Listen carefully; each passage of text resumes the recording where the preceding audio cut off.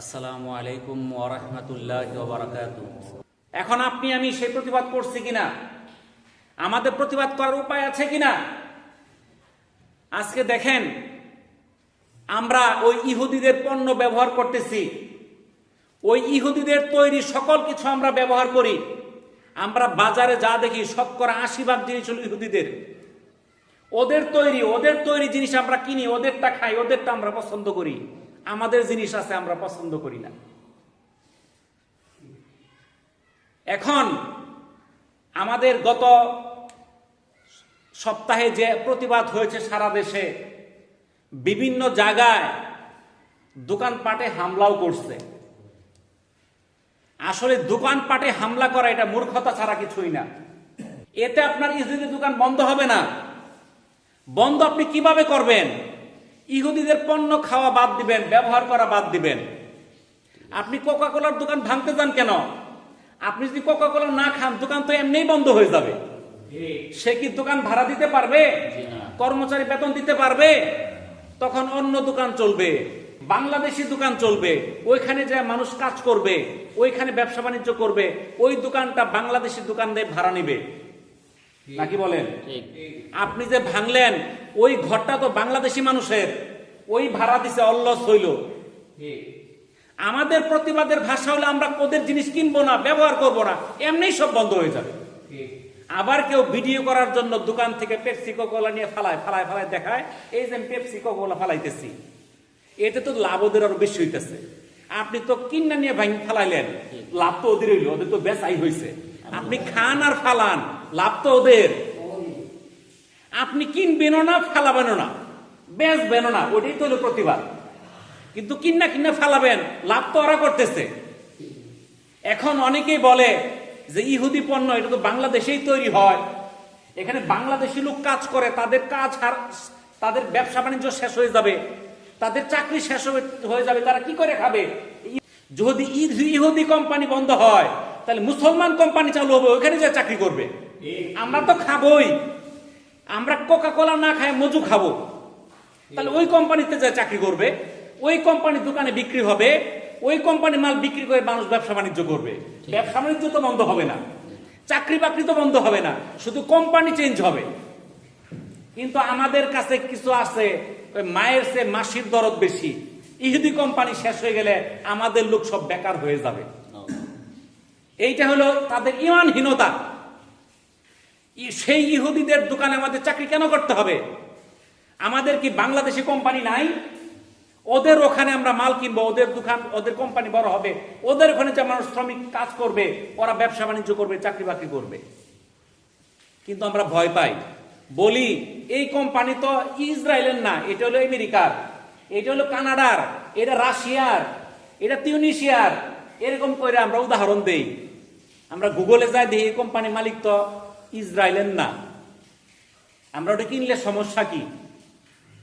মালিক Israel হওয়া শর্ত না। এই যে কোম্পানিগুলা, এগুলা সবগুলোর মালিক ইহুদি। এই একটা ইহুদির বাড়িও ইসরায়েল না, কারণ ইসরায়েল নামে তো কোনো দেশই নাই পৃথিবীতে। সারা পৃথিবীর মানুষ তাদেরকে কোথাও জায়গা দেয় নাই, তাদেরকে জায়গা দিছিল সেই ফিলিস্তিনের মুসলমানরা। যাযাবরের মতো ঘুরে ঘুরে খাইতো, যে তোমরা থাকো, একটু জায়গা দিলাম, তোমরা থাকো। ওই ইসরায়েল কি তাদের জায়গা? সেটা তো মুসলমানদের জায়গা ফিলিস্তিন। তারা দখল করে, জবরদখল করে আছে আমাদের ফিলিস্তিনকে। তাহলে তারা ইসরায়েলি কই থেকে হবে? দখল করে সারা পৃথিবীতে যেখানে যেখানে ইহুদি আছে তাদেরকে ডাইকা নিয়ে ঘর বানাই দিতেছে। মুসলমানদের ঘরগুলা ভাঙ্গা, মসজিদ গুলা ভাঙ্গা সেখানে ইহুদিদের বসতি করতেছে। সে বিভিন্ন দেশে ব্যবসা বাণিজ্য করতেছে।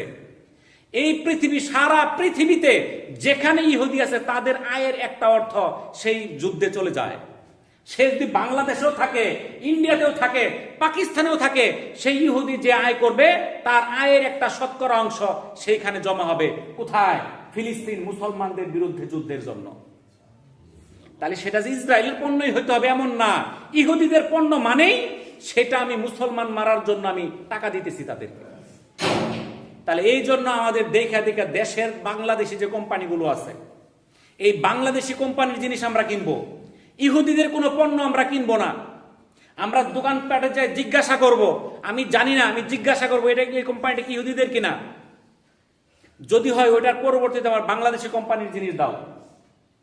আছে, প্রত্যেকটা জিনিসই আমাদের দেশে আছে, কিন্তু আমরা যাই কিনি না। আমরা যাই কিনি পেপসি, কোকা কোলা, ইউনিলিভারের সকল পণ্য। আমাদের বাংলাদেশি স্কয়ার আছে, প্রাণ আছে, কোহিনুর কোম্পানি আছে, শত শত বাংলাদেশি কোম্পানি আছে, কিনবো শুধু আমরা ইউনিলিভার। কেন? এই টাকা দিয়ে মুসলমানদেরকে হত্যা করবে, হত্যা করার জন্য আমরা টাকা দিতেছি সেই পণ্য কিনা। তাহলে আমাদের বর্জন করতে হবে। শুধু বর্জন না, এই ইসরায়েলি পণ্যগুলো এমন পণ্যই তারা তৈরি করছে যে তাদের পণ্য ব্যবহার করা ছাড়া মানুষের বেঁচে থাকা বর্তমানে অসম্ভব হয়ে গেছে। এত পণ্য তাদের, এই যে mobile, Facebook, YouTube, Google, internet সব তো তারা বানাইছে। এখন যদি আমরা সব বন্ধ করে দিই তাহলে তো আম করে ওই আগের দিনের আদিম যুগের মানুষ হয়ে যাবো। সব তো তাদের আবিষ্কার, এগুলো তো আমরা তৈরি করছি না। আমরা কিভাবে চলবো? তাহলে আমাদের এগুলো আবিষ্কারের চিন্তা ভাবনা করতে হবে। মুসলমানদেরকে শুধু মসজিদ আর মাদ্রাসার মধ্যে বসে থাকলে হবে না, তাদের মধ্যে প্রযুক্তি নিয়ে আসতে হবে, বিজ্ঞান গবেষণা করতে হবে। সেই ইহুদিরা যেইগুলো তৈরি করছে তার বিকল্প জিনিস তৈরি করতে হবে।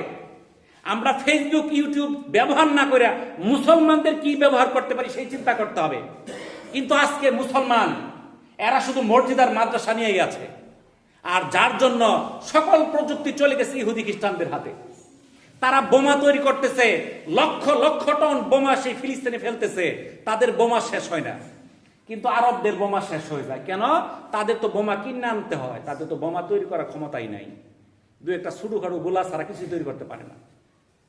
অত্যাধুনিক অস্ত্র, বিমান, যুদ্ধ জাহাজ কিছুই তো তৈরি করতে পারে না, সব তো ইহুদিদের।